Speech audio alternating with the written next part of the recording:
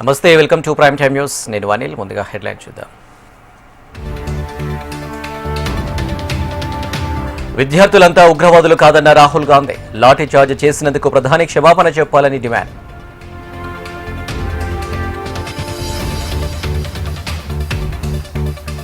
విపక్షాల నిరసనలతో ఉభయ సభలు రేపటికి వాయిదా. నీట్ పేపర్ లీక్, అయోధ్య విరాళాలపై చర్చకు పట్టు.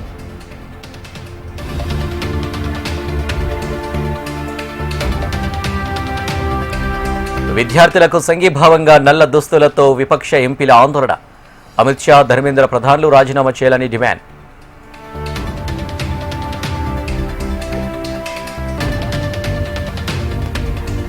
తెలంగాణ వ్యాప్తంగా కదం తొక్కిన కాంగ్రెస్. రాహుల్, ప్రియాంక అరెస్టుకు వ్యతిరేకంగా నిరసనలు.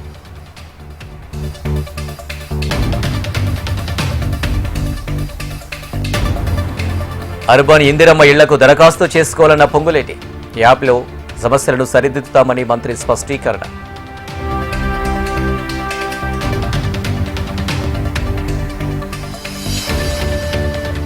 కాంగ్రెస్ తీరుపై తెలంగాణ బీజేపీ మండిపాటు. గాంధీభవన్ ముట్టడికి యత్నించిన కమలదళం, అడ్డుకున్న పోలీసులు.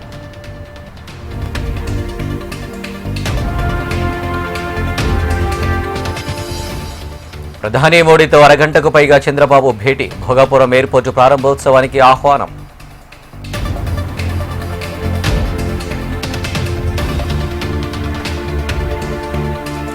సీఎం చంద్రబాబు పొగాకు సిండికేట్తో కుమ్మకయ్యారు. మద్దతు ధర కోసం వైసీపీ పోరాటం చేస్తుందన్న జగన్.